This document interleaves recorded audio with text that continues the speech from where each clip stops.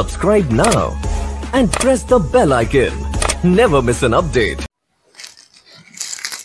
আসসালামু আলাইকুম প্রিয় শিক্ষার্থীবৃন্দ, আমরা গত লেকচারে দেখেছি ডেসিমাল নাম্বার থেকে কিভাবে বাইনারি নাম্বারে রূপান্তর করা হয়। এখানে 25 এর বাইনারি আমরা পেয়েছি 11001 11001। এখন এটাকে যদি উল্টাই আমরা এবার যাব বাইনারি থেকে ডেসিমাল, বাইনারি থেকে ডেসিমাল, সাথে সাথে আমরা ফিরবো বাইনারি থেকে ডেসিমাল, অর্থাৎ বেস 2 থেকে বেস 10 এ যাব। এখন আসি, আমাদের বাইনারি ডিজিটটা ছিল 11001, এটা আমাদের বাইনারি ছিল। এখান থেকে আমরা ডেসিমালে যাব, মানে ব্যাক করব।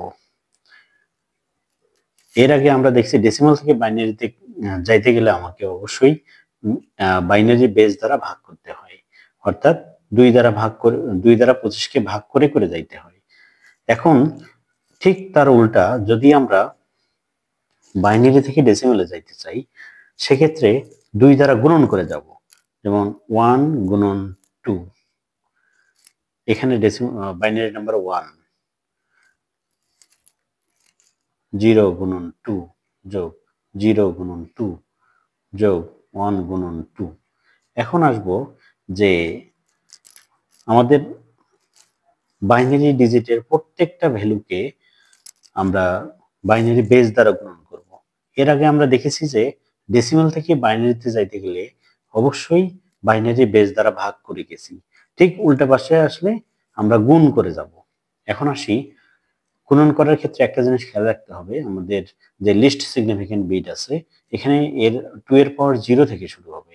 0 1 2 3 4, মানে 2 এর পাওয়ার 0 থেকে শুরু হবে লিস্ট সিগনিফিকেন্ট বিটে, আমরা এটা খেয়াল করব।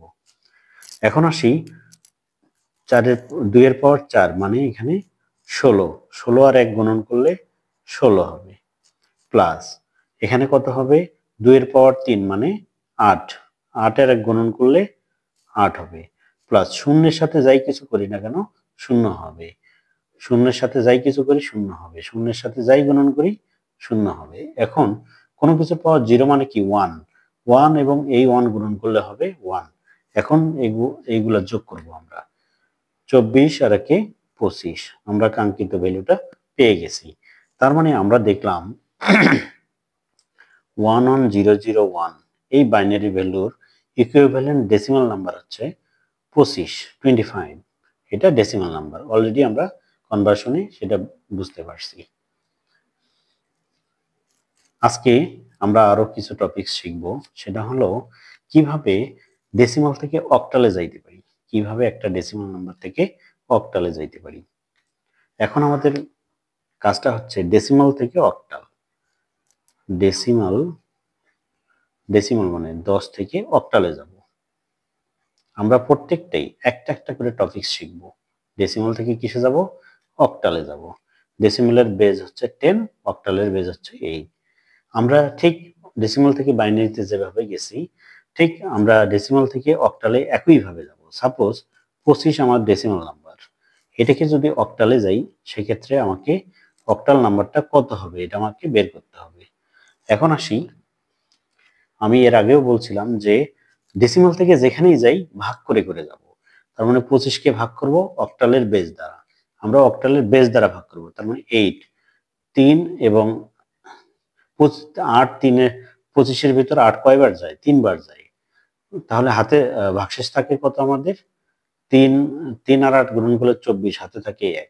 তার মানে আমরা এটা ইজিলি পাইতেছি যে আমরা 25-এর যে ডেসিমাল ভ্যালুটা, এটাকে যদি আমরা অক্টাল করি তাহলে পাবো 3 এবং 1, এটা অক্টাল নাম্বার। এটা কি নাম্বার? আমাদের অক্টাল নাম্বার। তার মানে আমাদের ডেসিমালে 25 থাকলে সেটা অক্টালে দেখাবে কত? 31। এখন আমরা বিপরীত ক্রমে যদি আবার ফিরে আসি, তাহলে আমরা কি দেখতে পাবো? অক্টাল টু ডেসিমাল, অক্টাল মানে 8 থেকে ডেসিমাল নাম্বার, ডেসিমাল মানে 10-এ ফিরবো। এখন কিছুক্ষণ আগে আমরা দেখলাম যে ডেসিমাল থেকে অক্টালে গেলে 8 দ্বারা ভাগ করে যাইতে হবে। সেক্ষেত্রে আমাদের অক্টাল নাম্বারটা পেয়েছি আমরা 31। এখান থেকে আমাদের কিসে যাইতে হবে? ডেসিমাল নাম্বারে। এখন এটা ডেসিমাল নাম্বারে কত আসবে সেটা আমরা এবার ক্যালকুলেশন করব। এখন আসি, এর আগে আমরা গিয়েছি ভাগ করে, এবার যাব ঠিক এর বেস দ্বারা গুণন করে।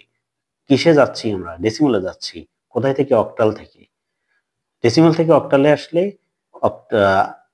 অক্টালের বেস দ্বারা ভাগ, আবার অক্টাল থেকে ডেসিমালে গেলে অক্টালের বেস দ্বারা গুণন হবে। তার মানে এখানে প্রথম ডিজিটটা হচ্ছে 3 গুণন 8 প্লাস তারপরটা হচ্ছে 1 গুণন 8। আমরা এর আগেও দেখেছি যে লিস্ট সিগনিফিকেন্ট বিট এর পাওয়ার 0 থেকে শুরু হবে, 0 এবং 1। তাহলে কত আসতেছে?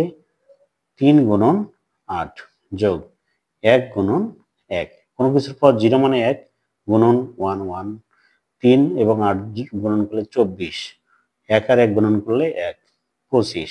কাঙ্ক্ষিত মানটা আমরা অলরেডি পেয়ে গেছি। তার মানে আমরা বলতে পারি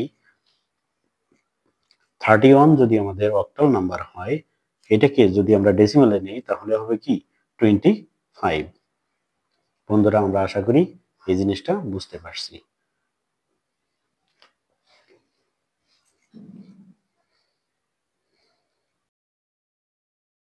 Subscribe now and press the bell icon.